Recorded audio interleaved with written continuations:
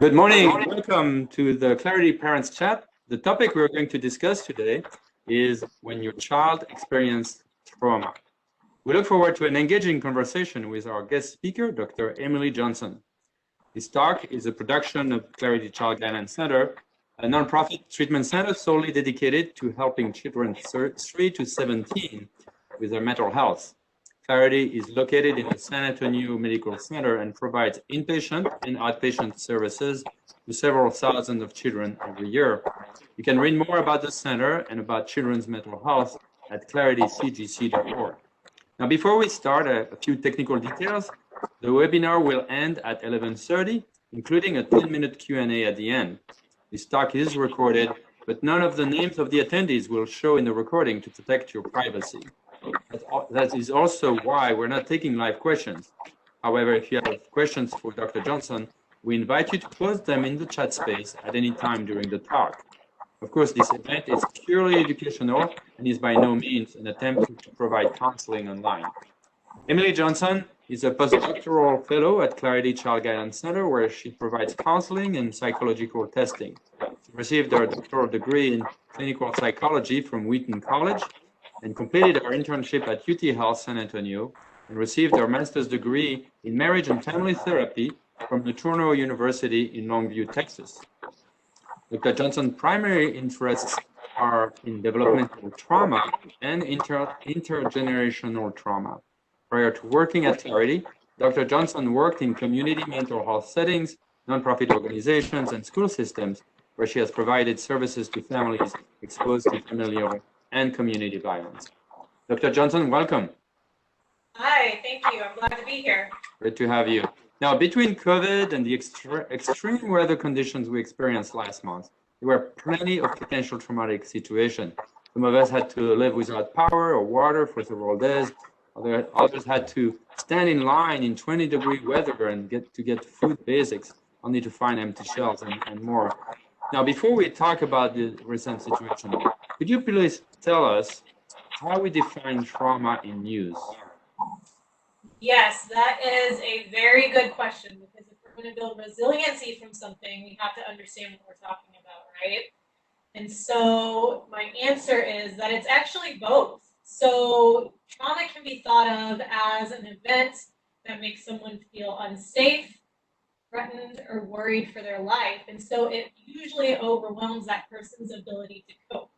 And that can be either something that the person experienced themselves, or something that they witnessed, or something that they heard about. And so there's a lot of examples of events that can be thought of objectively as trauma.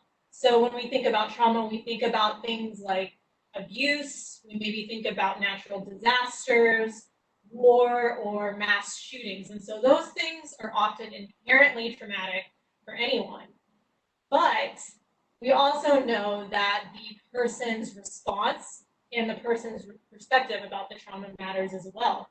And so there's a number of risk factors and a number of protective factors that might lead to different responses to a stressful or traumatic event. So what's traumatic to me might not be traumatic to you. And likewise, what's traumatic to you might be traumatic to me, but maybe to a less intense degree. So when we talk about trauma, we talk about things that are objectively traumatic, but also that individual's response to an event. So the trauma is actually I don't want to say a perception, it's a clinical state, basically, that could be defined like the person had, regardless of what the event is, could be obviously traumatic or less obviously traumatic. But where it matters is how the person received that and what it caused for this person. Yes, absolutely, it can be. So what are some of the myths people believe about trauma? Because I think there are a lot of myths around that. Absolutely. There are a ton of myths around trauma, and especially when it comes to trauma with kiddos. So one of the most frequent myths that I hear is that children do not remember their traumas. So the reality is we know that trauma can occur at any age. So young children can experience trauma, infants can experience trauma, And we know that trauma can also occur in utero as well. So just because a child is young doesn't mean they won't remember what happened to them. They might not have the language capabilities and the brain development and cognitive abilities to make sense of what happened to them and to express that, but almost always their body is going to remember that trauma. And so early childhood trauma can be particularly devastating because kids are in really sensitive stages of development. And so when a trauma occurs, and especially repeated traumas that go unresolved, development can be pretty significantly impacted in terms of brain development, in terms of the stress response, and the kid's ability to develop normal, to develop and achieve normal developmental milestones, things like making friendships, learning in school. And so you can really see a pretty profound impact when it comes to trauma in kids. There's another myth that I hear a lot, and that's that trauma always leads to a diagnosis of PTSD. Mm. Reality is that in children especially, trauma can lead to a wide array of symptoms, and those symptoms don't always fit neatly into the diagnostic criteria for PTSD. So PTSD was developed out of a need to understand and to categorize experiences of soldiers who were returning from the World War. And so that's really the birth of PTSD diagnosis, which was really important for helping us to understand trauma and to treat it. But a lot of times kids who have an impacted development might not be exhibiting some of the same signs that an adult might. They might not have the same flashbacks, they might not have the same nightmares, but they can still be traumatized. And so you might not always notice those classic symptoms of PTSD, and so a lot of times trauma can get missed. Those are two important myths. Now, you touched a little bit on that, but my next question was about actually the consequences of trauma on children in particular. Yeah, again, trauma can be especially devastating because children are in the process of developing. And going through normal developmental milestones, not just things like walking, talking, and crawling, but things like developing friendships and learning about the world. And so this is why response and prevention of childhood trauma is so important. Because when a child experiences a trauma, and again, this is especially the case with repeated traumas and traumas that go unaddressed, all of their resources go towards survival. And so when all of your resources go towards survival, you're not thinking about things like achieving in school, you're having difficulty focusing, and all of those developmental achievements might go neglected. We also know that trauma can have a pretty profound impact on brain development, which again leads to things like inattention and learning problems with decision making. And it can lead to a number of health risks as well. And so early trauma can really have a profound impact. So that might explain the way some children actually act or behave in a school setting or even within their family, because if they have this trauma experience, then they, you mentioned about the sense of insecurity, right? And so that you could have a child living out of that constant fear without knowing why this is happening, and certainly the parents or the adults around them may not know that. So that's actually really a good tie-in to the next question is, how do we know if a child has been traumatized? So we may not know either the history or I mean, even parents sometimes they don't realize what may have happened to their child. Are there signs like mental illness? We can read some signs, we can describe them. What about trauma? Yeah, great question. So there are definitely signs that you can look out for that would indicate that a child experienced a trauma. Some of these are going to look like other warning signs of mental health issues.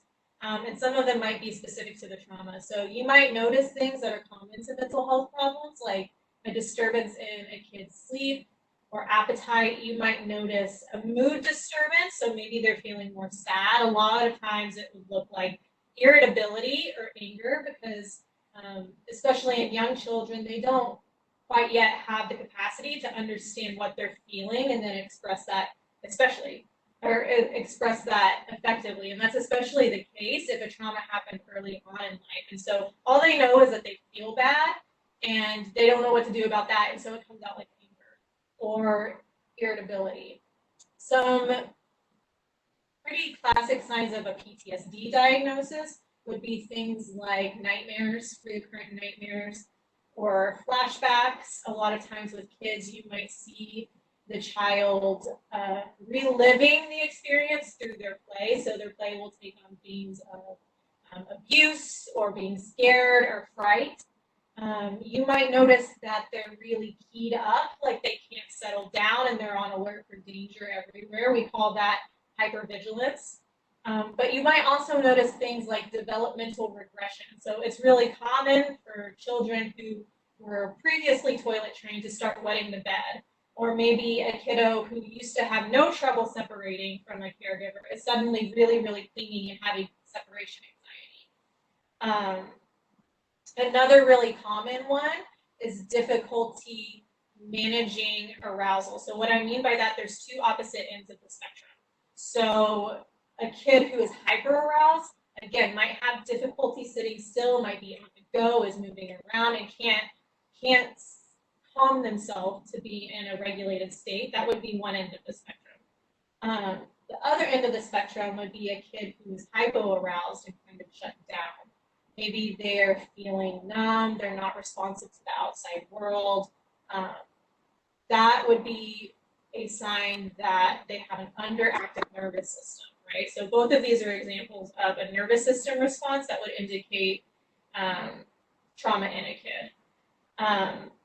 There are a number of different things I can go into as well. A lot of kids show interpersonal problems, so increased distrust of others, aggression, a sense of shame, and difficulty with self-worth. And so you can see just from the fact that I'm naming all of these different things that trauma can impact pretty much every domain of functioning. So if you're starting to notice some of these things in your kids, it might be a sign that a trauma occurred.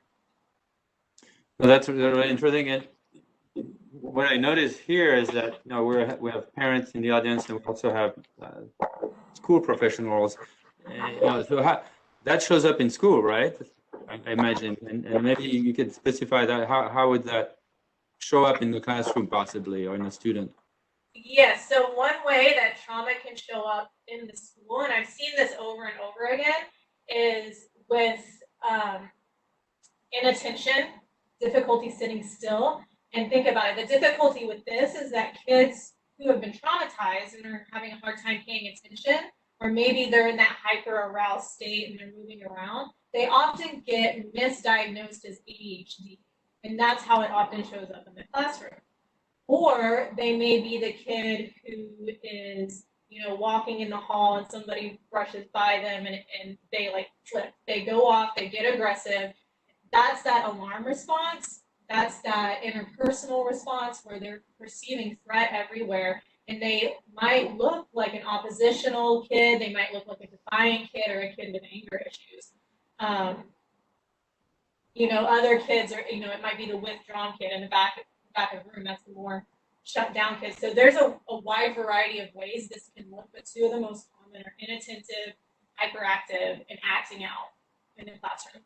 Well, that's very helpful to know that there is a possibility of misinterpretation of that student situation.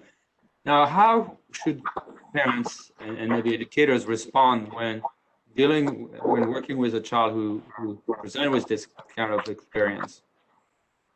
So my overarching piece of advice would be to get curious. So responding to trauma really requires a mindset shift from thinking, okay, what's wrong with you? What's wrong with this kid? To what happened to you?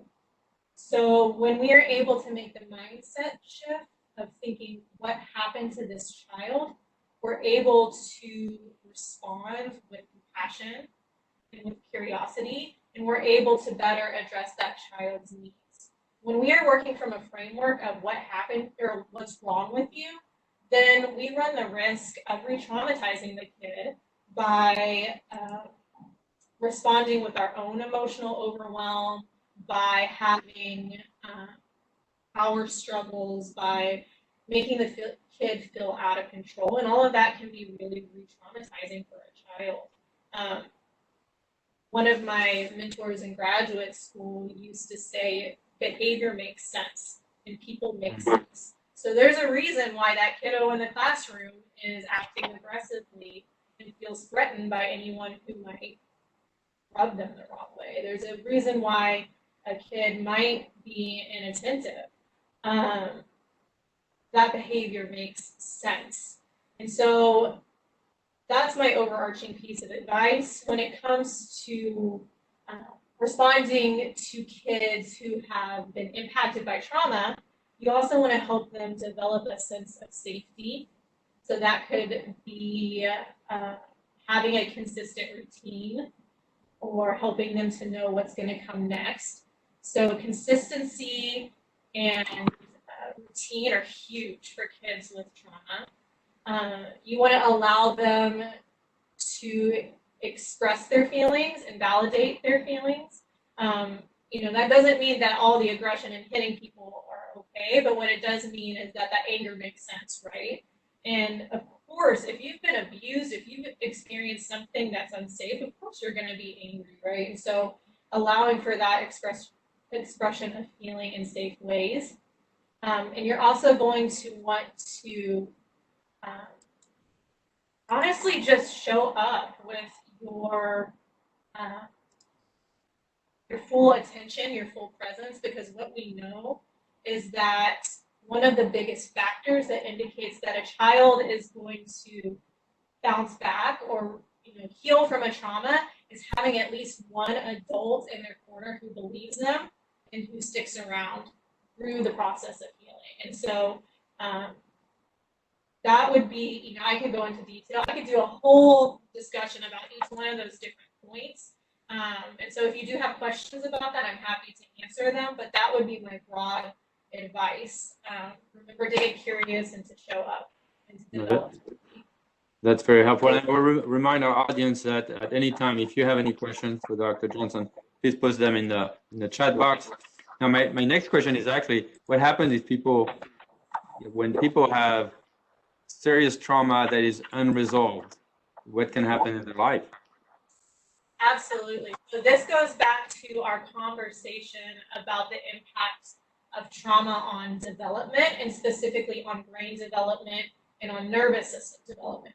So when you have a child or a person who has repeated exposure to trauma or trauma that has not been addressed, then it's really common that that person's stress response system is constantly activated. And so children will adapt and will readily employ survival behavior. So they might be stuck in the fight, flight, or freeze response. And again, you're going to see that other areas of their life might be more impaired or might be more impacted. We also know that repeated exposure to trauma and to adverse events is linked to a number of different health conditions later in life, from heart disease to diabetes. There is a very bodily impact of trauma that goes unaddressed. And so that's, again, why the ability to recognize the warning signs and get help is so important, because the good news is that there are things that we can do to build resiliency and to provide protective factors against re-traumatization. Well, let's talk a little bit about that. How can you heal from trauma?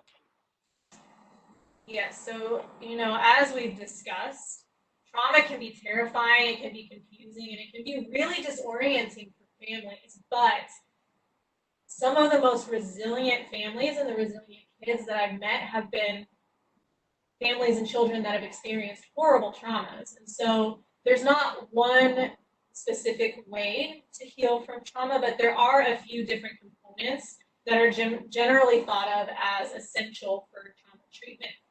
And so I would say that broadly, healing from trauma is going to look like helping that child to develop a sense of safety.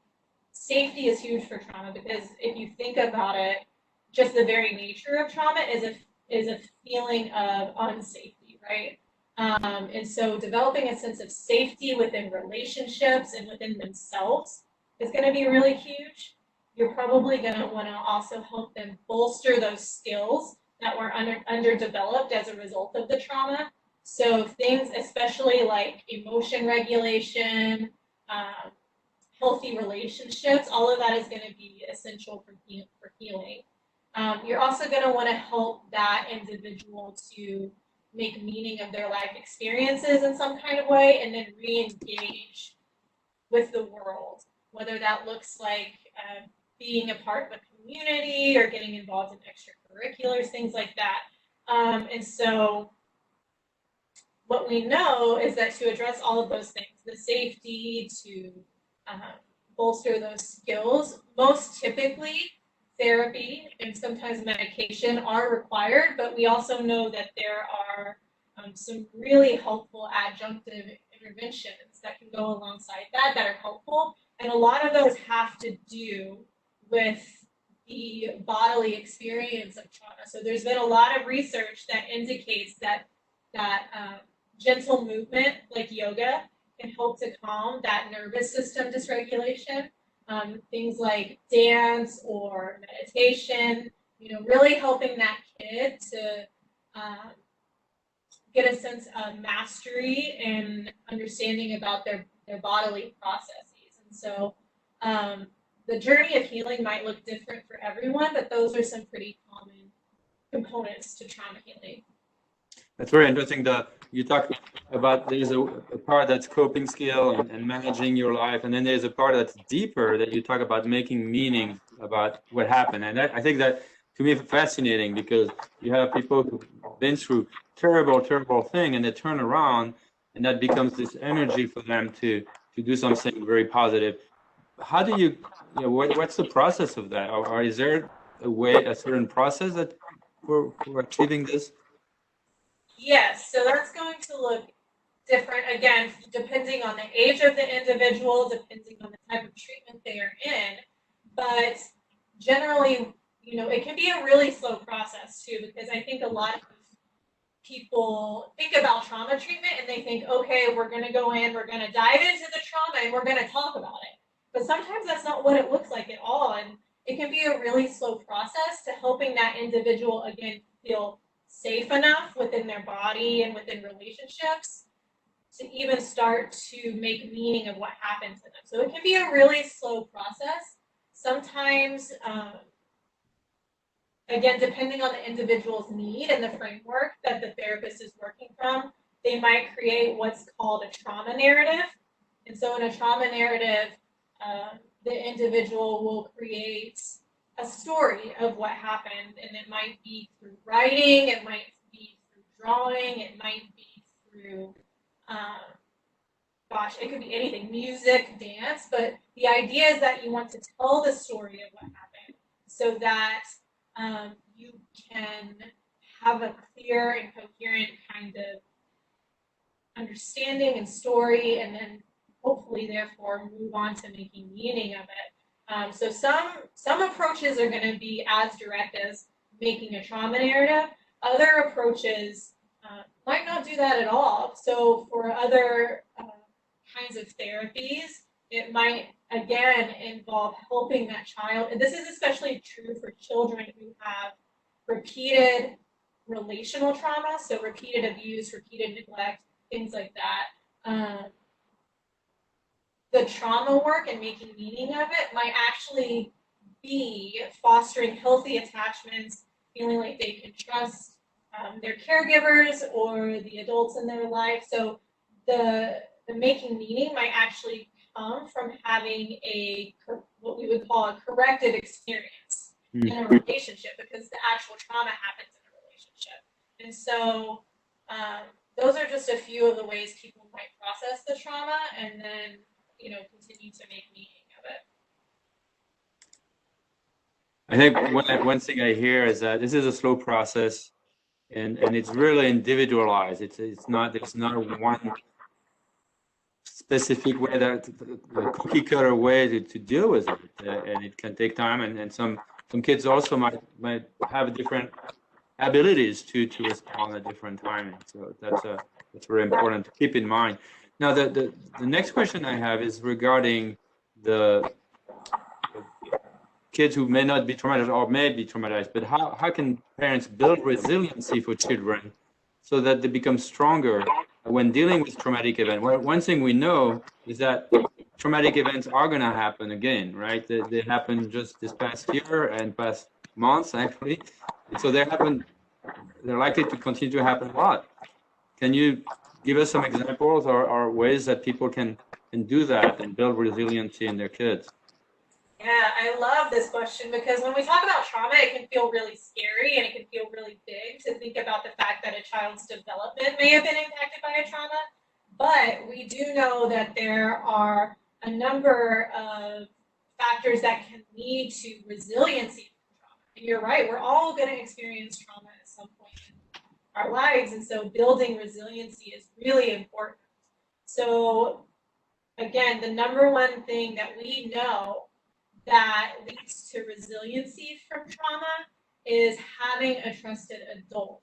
And so one of the greatest ways that you can build that resiliency is building support from parents, from caregivers, extended family members, teachers, people in the community. And I would say helping the child to feel as safe as possible in as many settings as possible. Because let's say, for example, a child experiences bullying in school, right? It's really likely that that child is not going to feel safe at school for a while. But if they have a good network of other areas that they feel safe in their life, at home, maybe, in a house of worship, and extracurriculars, that's going to build resiliency from that trauma that happened in school. And so having that feeling of safety and relationship, and especially in relationship with authority figures and caregivers, is huge. It seems basic, but that's going to be a big, big thing from recovering from trauma. Something else that we know can help with building resiliency is having a sense of self-worth and self-efficacy. And so having this can be something as simple as having talents and possessing skills and feeling like you can be successful at something. And so if a child has a sense that, like maybe they're really into soccer and, maybe they're not a perfect soccer player, but they feel like they can work at it and they can get better at it and it builds a sense of mastery, that's going to be a protective factor when a child, again, let's use the example of bullying. If they're being really significantly picked on, they have this other area of their life where they know, okay, my worth isn't tied up in what these other children are saying. And that also comes down to, again, the role of caregivers in reflecting back that child's worth. And so if a child has an innate sense of worth, that's going to be a huge protective factor. I think protective factors can be, and this is, I think, what makes trauma so difficult, is that access to resources is a huge protective factor. And that can be external resources like mental health services, things like that. And it can be internal resources as well. So having a variety of flexible coping skills that can be employed in a number of different areas is a protective factor and helps build resiliency. And so, helping that kid to develop resources that they can draw upon in times of need helps. Yeah, I'm thinking also, as you were talking about relationship, having the support system, and sometimes parents are afraid to talk about traumatic things, right? So I mean, like a death in the family, or something that happened that is very difficult, loss of a job, and things like that, and that's I imagine there is a way to do that that can help deal with the trauma, right? Yeah, so that was another myth. I mean, there's so many myths about trauma we could have gotten into, but one of the myths is that you shouldn't talk about it. And a lot of times, I think caregivers, whether you're a parent or a teacher or extended family, they don't know how to talk about it, right? That's not something that comes in the parenting manual. There is no parenting manual. So I think a lot of caregivers can be scared to talk about it with their kids. And this is an area where I would say follow your kid's lead on it, because for some kids it can be re-traumatizing, especially in the direct aftermath, to have to repeat over and over again what happened to them. But if your kid is wanting to talk about it, then allowing them to do so in a safe way can be really, really important. Because part of being that caregiver presence that builds resiliency is having the kid feel seen and feel heard and feel believed. No, that's very important. Well, we're coming to the end of our time. So do you have any closing comment or any recommendation for parents? Yes, so there is a very great resource that I would direct anyone whose child has experienced any type of trauma, and that is the National Child Traumatic Stress Network. That network was developed by Congress in 2000 to really increase effective treatments for child trauma and to provide access to care and more information. And they have a fantastic website. You can go on there and you can look under resources for caregivers. You can look under resources for educators. And there's going to be more information about the things that we're talking about for any type of trauma you can think of. Everything from bullying to natural disasters to abuse, and even resources for COVID, because there are a lot of kids who are really struggling with the impact of COVID-19, and so that would be a really good place to start to learn more about childhood trauma. Yeah, and I just put the website link in the chat. Yeah. Thank you so much. And so just so you know, there's a lot of information on our website at Clarity CGC. We have some articles about this topic. And thank you so much, Dr. Johnson. That was really instructive, very informational, and really enjoyed this time together. I want to thank you to our audience and let them know that we will not have a parents chat next week. And in 2 weeks, we will have actually our Strong Minds, Happy Heart, which is an event for parents and professionals, which is a little different from just instruction. We're going to have a talk about warning signs of mental health. We will also have group conversations. The idea of this concept of this meeting is to create an environment where parents can feel safe to share with one another and be supported and learn more about children's mental health. So I encourage you to look at our website events page. It's claritycgc.org/events, and you will find all the dates and times and how to connect there. So to join us at that meeting, please share this information. And again, thank you all. Thank you, Dr. Johnson. We will see you soon. Yeah.